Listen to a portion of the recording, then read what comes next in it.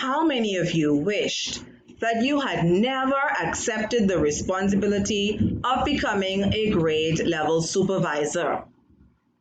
Was it the statistics for you? How about the endless meetings? Maybe it was tackling student discipline and dysfunctional parents. No, wait, I think I know.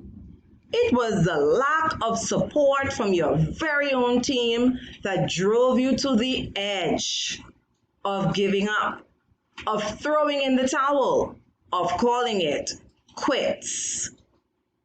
What if I offered you this pill and assured you that upon taking it, your next stint as grade level supervisor would be as magical as you first thought?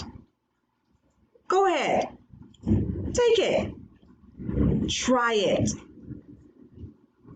Unfortunately, I have no such pill. However, I do have the Leaders of Distinction training program. This 2-day experience is tailor-made just for you to build your capacity as a grade level supervisor. The program features topics such as knowing your role and responsibilities, looking at supervisory styles and how they can impact your performance as a grade level leader, and looking at strategies to improve or increase the effectiveness of your team.